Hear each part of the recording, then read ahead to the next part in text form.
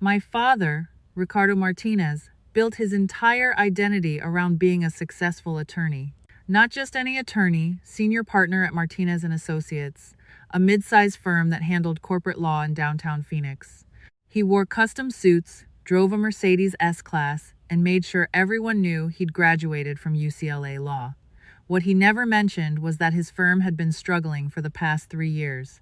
But I knew everything about Martinez and Associates financials, their client retention problems, their desperate search for stable revenue streams. I knew because my company, TechCore Solutions, had been their largest client for the past 18 months, generating $840,000 annually in legal fees. My father just didn't know that I was the one signing those checks. Growing up as Ricardo Martinez's daughter meant living under constant scrutiny and constant disappointment. My father measured success only by his own rigid standards: law, medicine, or marriage to someone successful in those fields. My older brother David became a doctor, exactly what Dad wanted. My younger sister Isabel married a corporate executive, exactly what Dad expected. And then there was me. I became a software engineer. Why would you waste your life on computers? Dad had asked when I was 17, choosing my major. No woman succeeds in technology. It's a hobby, not a career. When I graduated from Arizona State University with a computer science degree, he didn't even attend the ceremony, claiming he had a deposition. But the real turning point, the moment that shifted my perspective from merely seeking his approval to actively weaponizing my success, happened 5 years ago. I was working at my first tech startup, making $65,000 a year. I was attending a corporate networking event in downtown Phoenix, trying to pitch our software. I spotted my father across the room, laughing with a group of elite senior partners and a state judge. Smiling, I walked over to say hello. Before I could even speak, Dad saw me, panicked, and immediately stepped in front of me to block my path. He turned to the judge and laughed. "Ah, excuse me, this is just the IT help desk girl from the venue. I think she's looking for the router." He practically shoved me toward the service hallway, hissing, "What are you doing? Don't embarrass me in front of these people. Stick to your little tech bubble, mija. Let the real professionals handle important things." I didn't cry. I didn't argue. In that cold service hallway, a switch flipped in my brain. I realized my father didn't just misunderstand my career, he was actively ashamed of me. So, I stopped telling him things. When I got promoted to senior developer after 2 years, Dad interrupted my announcement at Sunday dinner to say, "That's nice, mija. David just made chief resident." I stayed silent. I didn't mention when I switched companies for a $95,000 salary. I didn't tell him when I became a team lead at $130,000. I certainly didn't mention when I was recruited as director of engineering at a fintech company for $180,000 plus equity. And I definitely didn't tell him when TechCore Solutions, a rapidly growing cybersecurity firm, offered me the position of chief technology officer. I was 29 years old. With a $320,000 salary, significant equity, and a seat on the executive board, I reported directly to the CEO and managed a department of 140 engineers across 3 countries. Forbes had even mentioned me in an article about emerging tech leaders. My father thought I was still playing with computers at some entry-level position. He didn't know that my company, TechCore Solutions, was about to become his firm's lifeline. During my second month as CTO, TechCore needed corporate legal services for contracts and intellectual property filings. Our general counsel, Margaret Chin, recommended Martinez and Associates because they were local, mid-sized, and hungry for business. "They need us more than we need them," she had said. I approved the vendor choice immediately. Why? Because I was collecting data. In my world, you don't make decisions without complete information. I wanted to see exactly how my father's firm operated and who he really was when he thought I was a nobody. Over 18 months, TechCore became their third largest client, representing about 20% of their annual revenue. My father's senior partner, James Sullivan, personally managed our account.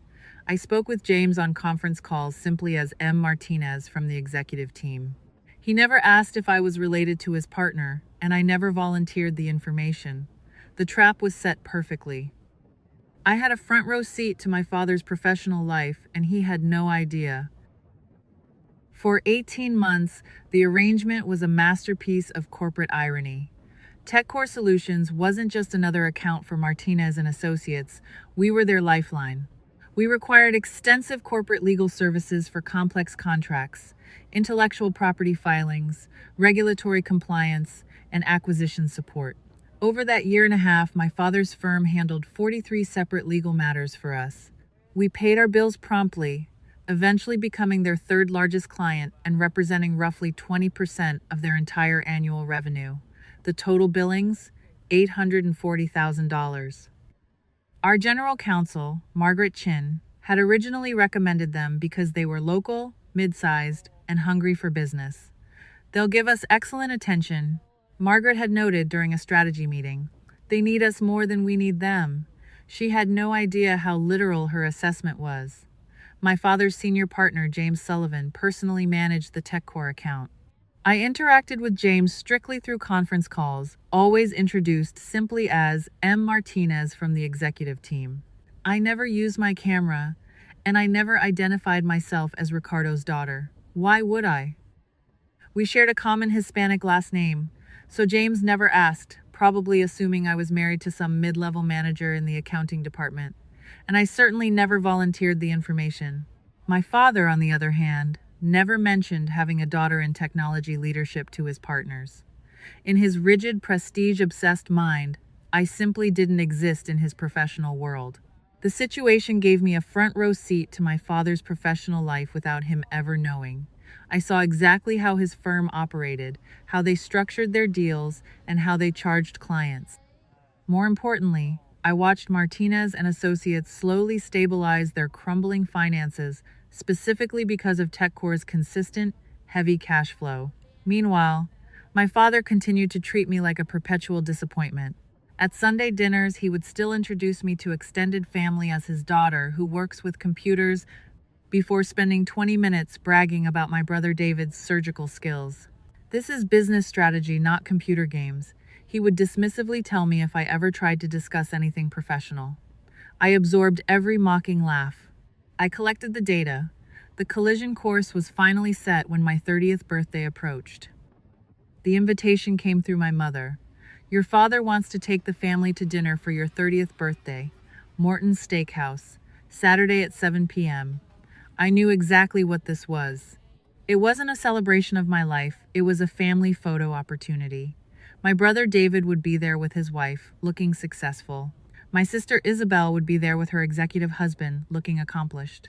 And I was expected to be there as the baseline, the disappointing daughter who had chosen the wrong career, providing the necessary contrast to make everyone else shine brighter. I went anyway. Not because I expected a loving family dinner, but because I had learned to observe who people truly are when they think you are powerless. I wore a simple black dress. And right before leaving my condo, I slipped 5 business cards into my wallet. I hadn't planned on handing them out, but I had just received a fresh box from our corporate printer. They were beautiful cards embossed on premium stock, with my title clearly printed right beneath my name. Elena Martinez, Chief Technology Officer, TechCore Solutions. In my world, you never know when you might need to make a connection. I should have left them in the car. Dinner started exactly as expected. Dad held court at the head of the table at Morton's Steakhouse, discussing his important cases. David talked about a complex surgery. Isabel's husband mentioned a merger he was facilitating, and Mom made sure everyone's water glasses stayed full. I sat quietly, eating my steak, checking my phone occasionally, and contributing nothing, because nothing I could say would matter. Elena, put the phone away, Dad said sharply. We're having family time. I was reading an email from our head of security about a potential system vulnerability, but I set the phone down. Sorry. Still addicted to that screen, Dad said to David. This is what happens when you spend your whole life with computers. No social skills. David laughed politely, Isabel smirked, and Mom looked uncomfortable but said nothing. I took another bite of steak. Then, James Sullivan walked in. James Sullivan, senior partner at Martinez and Associates, the man who managed the TechCore Solutions legal account, the man who had personally billed us $840,000 over 18 months, the man who told me on our last conference call that his firm valued our business tremendously. He spotted my father immediately and headed to our table with his wife. Ricardo, James extended his hand. Fancy seeing you here? Dad stood, shaking hands warmly. James, yes. Celebrating my daughter's birthday. You remember David, my son the surgeon, and Isabel and her husband Marcus. And this is Elena, my youngest. Happy birthday, Elena, James said politely, completely not recognizing me without the context of a conference call. Thank you, I replied quietly. James and his wife pulled up chairs from a nearby table. The waiter brought glasses and Dad ordered a bottle of wine to celebrate. How's the firm doing, James? David asked. Excellent, actually, James replied. We just landed a major client last year. Tech company, very stable business. It's our third largest account now. Really stabilized our revenue streams. 800,000 annually. $840,000, I corrected mentally. But who's counting? Technology companies, Dad said dismissively, reaching for his wine. All venture capital money, no real substance. They'll probably fold in a few years like most of them do. James shifted uncomfortably. Well, this one seems quite solid. TechCore Solutions. They're in cybersecurity, government contracts, Fortune 500 clients. Very impressive operation. My phone buzzed. An email from Margaret Chin, our general counsel. Elena, the Martinez firm sent over the updated acquisition contract. It's good. Should I approve their invoice for this month? I typed back under the table. Hold on that. I'll let you know. What does Elena do again? James asked politely, clearly trying to include me in the conversation. Dad opened his mouth, and I knew exactly what was coming. He paused, searching for the least embarrassing description. She does computer stuff for some tech company. Entry-level work, mostly. Entry-level. After 12 years in the industry, after 7 promotions, after reaching the C-suite at 29. David jumped in, trying to help. Elena is being modest. She has some sort of manager position, right? Coordinator? Yes, Dad corrected confidently. She coordinates computer projects or something. Nothing too technical. James nodded politely, losing interest. In his world, project coordinators didn't matter. Only executives did. Anyway, Dad continued, pulling out his wallet to pay for the wine. It's honest work. Not everyone can be a surgeon or a lawyer. That's when my business card fell out of my wallet. I had taken out my credit card to split the dinner check, and somehow one of my new business cards came with it, landing face up on the white tablecloth. Dad saw it before I could grab it. What's this? He picked it up, squinting at the embossed text. Then he started laughing. Did you make these at Staples? He asked, holding the card up so James and David could see. Look at this. Chief Technology Officer. He read it like it was the funniest joke he'd ever heard. James leaned in to look. His face went pale. But Dad kept going. Elena, honey, you can't just print fake business cards. That's fraud. She probably downloaded a template online. The delusion is actually sad. Dad? I started. No, seriously, who do you think you're fooling? He was genuinely angry now, embarrassed that I'd brought such an obvious fake to a dinner with his senior partner. You're a project coordinator at best. You can't just pretend to be an executive because you want to feel important. James had gone from pale to gray. His wife looked confused. David was staring at the card, uncertain. Ricardo, James said quietly. But Dad cut him off. James, I apologize. This is embarrassing.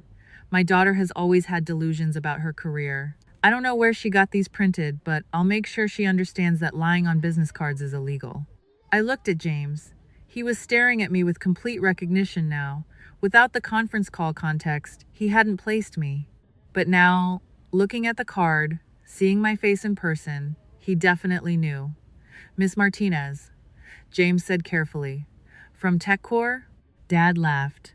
See, even James feels bad for you. Elena, you don't work at TechCore Solutions.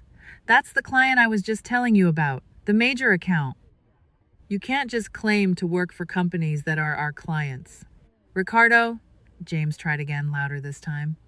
I know you're trying to be polite, James, but really, you don't need to humor her. She probably saw the company name in my papers at home and thought it sounded impressive.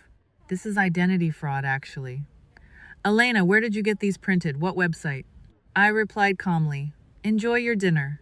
Then I stood, picked up my card from where Dad had thrown it on the table, and walked out of Morton's Steakhouse. I didn't storm out. I didn't slam anything. I didn't raise my voice or make a scene. I simply left. I didn't storm out. I didn't slam anything. And I didn't raise my voice or make a scene. I simply left. Behind me, I could hear James saying something urgent to my father, but I was already in the parking lot, already sliding into my car, already pulling out my phone. The email to Margaret Chin, our general counsel, was short and clear. Effective immediately, terminate all legal services with Martinez and Associates. Begin transition of all active matters to Berkshire Legal Group by Monday morning. Inform James Sullivan that the decision is final and based on strategic restructuring. Do not mention my family relationship. Pay any outstanding invoices in full. We honor our contracts, but we're done. I sent it at 8:47 p.m. on Saturday night. Margaret responded at 8:51 p.m. Understood. I'll draft the termination letter tonight. No renewals, no exceptions. Done. I sat in my car for 10 minutes, watching the restaurant entrance. I wasn't angry, because anger is inefficient. I was simply watching my family's data add up to a conclusion I'd suspected for years. They would never see me as successful because they didn't respect the path I'd chosen, not unless someone else told them to. My phone rang. It was James Sullivan. I let it go to voicemail. He texted, "Please call me. There's been a terrible misunderstanding. Ricardo didn't know." I ignored it and drove home to my condo in Scottsdale, the one I'd bought 2 years ago for $680,000 in cash, while my father thought I was renting. Sunday morning, my phone started ringing at 7 a.m. I declined calls from Dad and David, but I finally answered Mom. "Elena, mija, please come over. Your father wants to apologize," she pleaded. "James called him last night after you left. He explained that you really do work at that company." "Did James explain what my position is?" I asked. There was a pause. He said, "You're in management," she replied. I almost laughed. "Even now," she couldn't say it. "I'm the Chief Technology Officer, Mom. I run the entire technology department of 140 engineers." TechCore Solutions paid Martinez and Associates $840,000 over the past 18 months for legal services. And Dad just spent Saturday night telling his senior partner that his own daughter is a fraud who makes fake business cards at Staples. She kept insisting he didn't know, but I cut her off. He didn't know because he decided 12 years ago that I was a disappointment, and he never bothered to update his information. I told her to inform Dad that Martinez and Associates was officially terminated as our legal counsel. When she protested that his firm needed that account because it was 20% of their revenue, I replied, "Then Dad should have treated his daughter with 20% of the respect he shows his clients," and hung up. Monday morning arrived with military precision. At 9 a.m. sharp, Margaret Chin sent the termination letter. It was professional, courteous, and impossible to argue with, citing a decision to consolidate legal services for strategic efficiency. My phone exploded. James Sullivan called 6 times before 10 a.m. David texted me, "Elena, this is extreme. Dad made a mistake. Don't destroy his business over one dinner." I replied, "I'm not destroying anything. I'm making a business decision." If Martinez and Associates built their stability on a single client, that's poor business planning. Isabel called crying, calling me vindictive. I reminded her I was being professional. Giving them a 30-day transition and full payment was more courtesy than Dad showed me when he called me a fraud in front of his partner. Then I hung up. On Tuesday morning, our receptionist called to inform me that James Sullivan was here to see me without an appointment, claiming it was urgent. I could have had security escort him out, but I wanted him to understand something. I had him sent to conference room C and made him wait 15 minutes. When I entered, James stood immediately, looking like he hadn't slept in 2 days. "Miss Martinez, thank you for seeing me," he said. "Please reconsider the termination. If Ricardo had known who you were, he would have treated you differently." "That's exactly the problem, James." I sat across from him. "Your firm has billed us $840,000. You've spoken to me on conference calls. At no point did you ask if I was related to your partner, because Martinez is a common name. And at no point did my father mention having a daughter in technology leadership, because in his mind, that's impossible. James shifted uncomfortably. He knows better now, I continued. Not because he apologized for being wrong, but because his senior partner informed him that he just humiliated his firm's third largest client. Is he devastated that he hurt his daughter, or devastated that he lost a major client? James didn't answer. That's what I thought. I stood up. The termination stands. Your firm will be paid in full, but we're done. 20% of our revenue, Miss Martinez, James pleaded. We'll have to lay off associates. Then, I suggest you diversify your client base and stop building your business model on assumptions about who deserves respect, I said, and walked out. Wednesday brought the family intervention.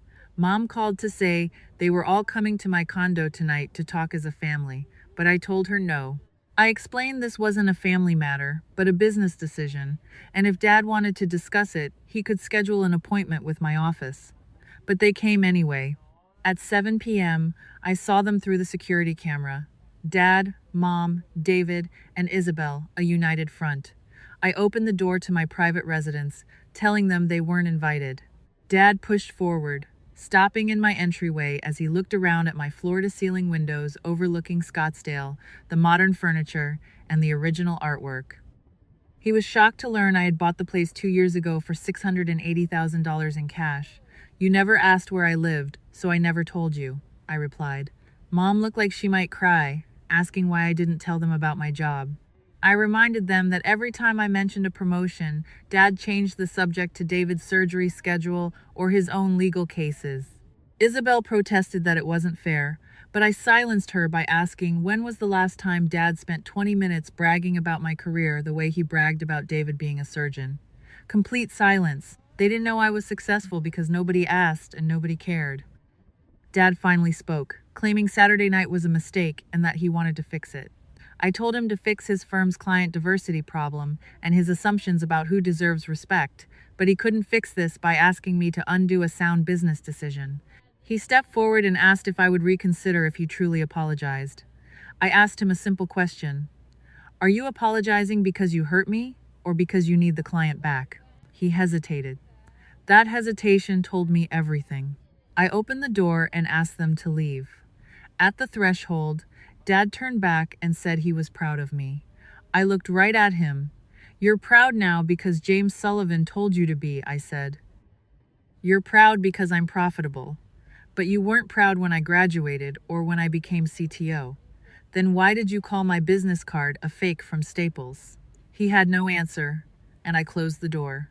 3 months later, Martinez and Associates settled into their new reality. They laid off 2 junior associates and cut office expenses to replace the TechCore revenue.